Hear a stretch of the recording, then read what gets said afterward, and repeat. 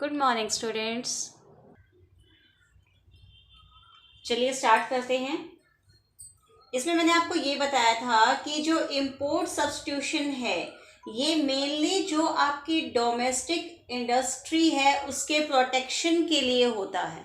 ठीक है, तो उसमें क्या होता है कि जो आपके इम्पोर्ट होता है, इम्पोर्ट मीन्स जो भी सामान विदेशों से आपके देश में आता है, ठीक है, उस पर कुछ बंदिशें होती हैं, कुछ इम्पोर्ट ड्यूटीज लगाई जाती हैं इंटरनेशनल ट्रेड पे।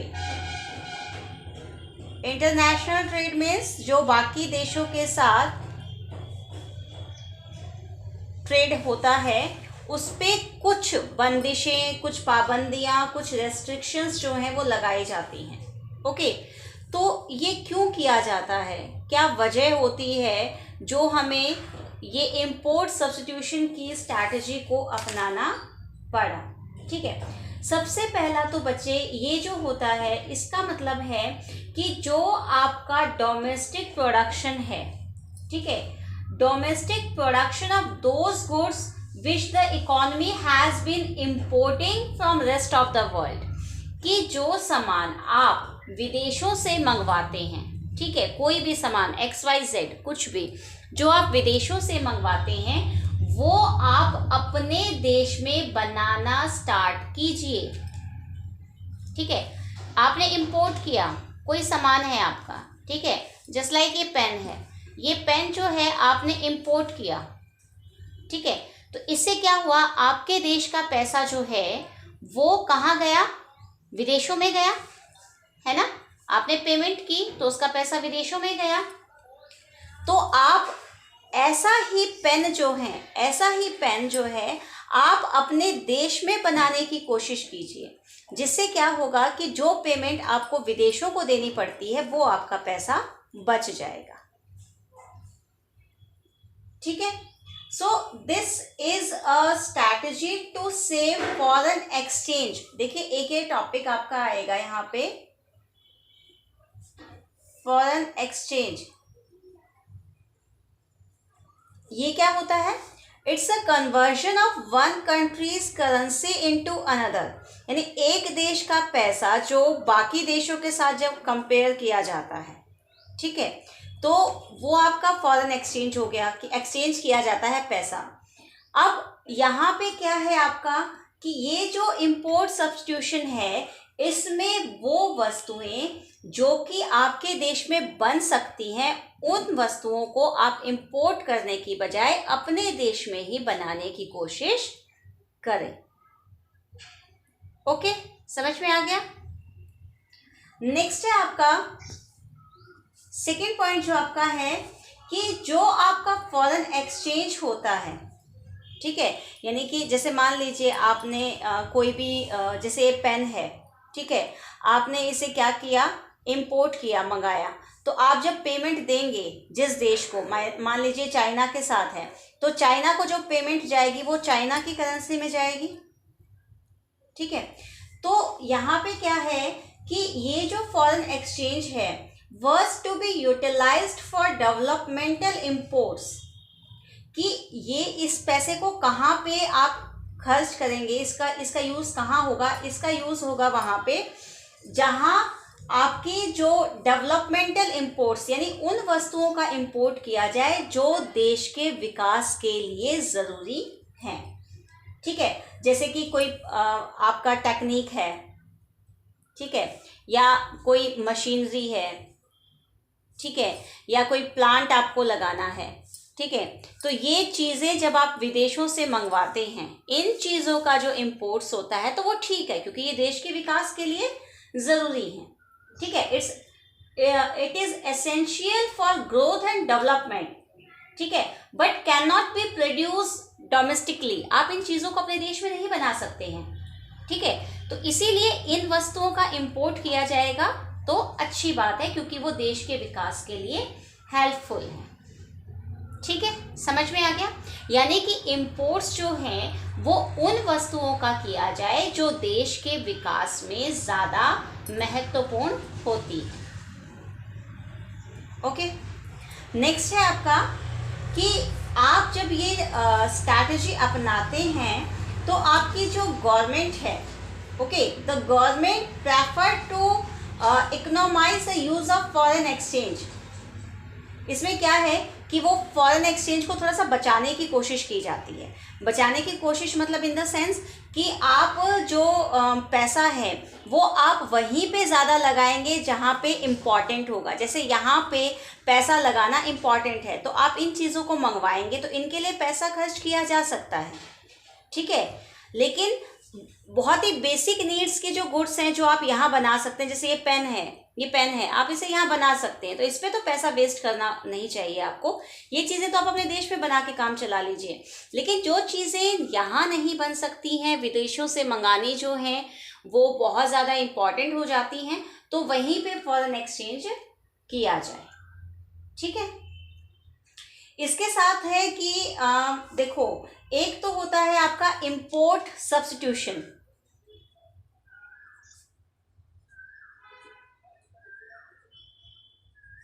ठीक है।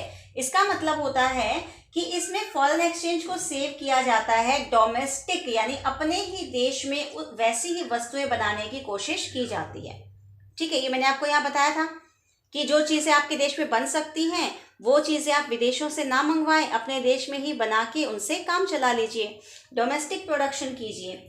इसके साथ आता है एक आपका export promotion,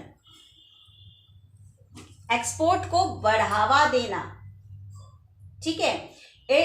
export promotion is a strategy to earn foreign exchange by promoting domestic exports, कि आप जो है अपने देश में बनी हुई चीज़ों को ज़्यादा से ज़्यादा जो है वो विदेशों में बेचने की कोशिश कीजिए, ठीक है। डोमेस्टिक इंडस्ट्री मतलब जो आपका यहाँ का जो बाज़ार है, ठीक है, डोमेस्टिक यहाँ का, उसका जो है इंटरनेशनल मार्केट में सामान पहुँचाइए। आप अपने देश में बनी हुई चीज़ों को, मान लीजिए ये पेंसिल है, ठीक है, ये पेंसिल जो है ये इंडिया में बनी हुई है, आप इस पेंसिल को जो है चाइना में एक्सपोर्ट कीजिए, अच्छी क्वालिटी का बनाइए और इसे चाइना में एक्सपोर्ट कीजिए, या आप यूएसए को एक्सपोर्ट कीजिए, अदर कंट्रीज़ के साथ अपने एक्सपोर्ट को बढ़ाइए, ठीक है। एक्सपोर्ट प्रमोशन मीन्स एक्सपोर्ट को बढ़ाना, ओके।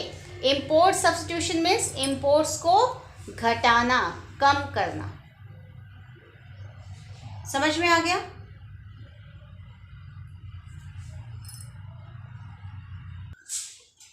ओके बच्चे, नेक्स्ट इट्स फीचर्स। इसके जो फीचर्स हैं, जो आपकी ये स्ट्रैटेजी हुई है इंपोर्ट सब्स्टिट्यूशन की, इसके फीचर्स क्या हैं, ठीक है, इसकी विशेषताएं या इसकी खासियत जो हैं। फीचर्स में सबसे पहला तो है कि जो आपका पब्लिक सेक्टर है, ठीक है, उसे ज़्यादा इम्पोर्टेंस दी गई, okay. That's play a central role in the process of industrialization, ठीक है, पब्लिक सेक्टर को ज़्यादा इम्पोर्टेंस दी गई। सेकेंड, जो आपका प्राइवेट सेक्टर है, ठीक है, प्राइवेट सेक्टर को जो है वो सेकेंडरी उसमें स्टेप पे माना गया, ठीक है, कि पहले तो आपका जो है गवर्नमेंट इन्वॉल्व होगी, उसके बाद जो है आपका प्राइवेट सेक्टर जो है वो इन्वॉल्व होगा, ठीक है। इसके बाद है कि जितना ज़्यादा हो सकेगा उतना हम अपने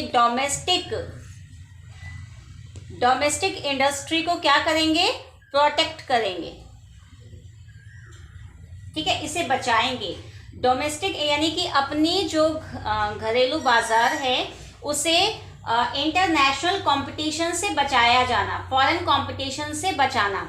अब देखो, मैंने आपको अभी बताया जैसे कि चाइना से बने हुए जो टॉयज़ होते हैं वो काफ़ी सस्ते होते हैं comparatively to our countries toys, है ना। यहाँ के बने हुए खिलौने जो है वो महंगे होते हैं, जबकि चाइना से जो आते हैं वो बहुत ही सस्ते होते हैं। तो इस वजह से आज यहाँ की जो मार्केट है वो चाइना के प्रोडक्ट से अटी पड़ी है ना।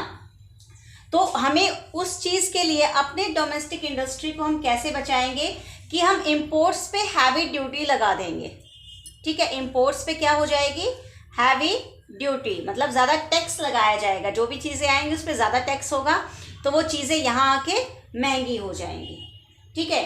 जो आपके इंपोर्ट कोटा है उसे क्या किया जाएगा, फिक्स किया जाएगा।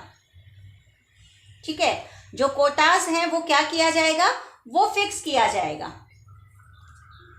कि भाई यहाँ पे जो है हम मान लीजिए टॉयज़ की बात है तो हम बस 10 ही टॉयज़ को परमिशन देंगे, उससे ज़्यादा टॉयज़ यहाँ नहीं आ सकते। तो ऐसे कोटा डिसाइड किया जाएगा। ठीक है, इसके बाद जो आपके लार्ज स्केल की जो इंडस्ट्रीज हैं, ठीक है, जो लार्ज स्केल इंडस्ट्रीज हैं उन्हें ज़्यादा डेवलप किया जाएगा ताकि देश में जो है इंफ्रास्ट्रक्चरल बेस बन सके, देश का विकास ज़्यादा से ज़्यादा हो सके। ठीक है, और साथ ही स्मॉल स्केल इंडस्ट्रीज को भी बढ़ावा दिया जाएगा। क्यों, ताकि देश में एम्प्लॉयमेंट एंड इक्वालिटी जो है वो बढ़ सके। ओके, ये तो देश के डेवलपमेंट के लिए, इंफ्रास्ट्रक्चरल डेवलपमेंट के लिए इम्पॉर्टेंट हैं। ये देश में एम्प्लॉयमेंट प्लस इक्विटी लाने के लिए इम्पॉर्टेंट है। ठीक है, तो ये तो हो गए आपके फीचर्स। इसके बाद है गुड एंड बैड इफेक्ट। ठीक है, कि ये जो आपने स्ट्रैटेजी अपनाई थी, अब देखिए प्लस माइनस सभी चीज़ों के होते हैं, पॉजिटिव नेगेटिव इफेक्ट सब चीज़ों के होते हैं। तो यहाँ पे भी जो आपके ये स्ट्रैटेजी आपकी अडॉप्ट की गई है 1950 से लेके 1990 तक। ठीक है, 1950 से 1990 तक जो स्ट्रैटेजी आपकी अडॉप्ट की गई है, इसकी अच्छी बातें भी हुई हैं। इससे अच्छी बातें क्या हुई है कि देश का इकोनॉमिक ग्रोथ हुआ है। ठीक है, काफ़ी अच्छा इकोनॉमिक ग्रोथ हुआ है आपका, कि इन्होंने कहा कि कहाँ तो आपका जीडीपी जो है, इकोनॉमिक ग्रोथ कैसे पता लगा कि जो जीडीपी है आपका वो 1950 से 51 के टाइम पीरियड में था आपका 13%, लेकिन ये स्ट्रैटेजी अडॉप्ट होने के बाद 1990-91 में ये जाके आपका 24.6% हो गया है। ठीक है, इसके साथ जो आपका इंडस्ट्रियल आउटपुट होता है, यानी कि इंडस्ट्रीज में जो सामान बनता है वो भी काफ़ी ज़्यादा हुआ है। कहाँ तो पहले वो आपका मतलब यहाँ ऐसे नहीं दिया हुआ, बस ये बताया कि एनुअल इंक्रीजमेंट जो है, यानी एक साल में जो इंक्रीज होता है वो आपका 6% हुआ है, यानी कि एक साल में 6% वो बढ़ गया है। तो ये पॉजिटिव इफेक्ट आपको बताया कि देश का इकोनॉमिक जो है वो ग्रोथ हुआ है, साथ ही जो है आपका डाइवर्सिफिकेशन हुआ है। ठीक है, डाइवर्सिफिकेशन मतलब क्या है कि जो आपकी डोमेस्टिक इंडस्ट्री है,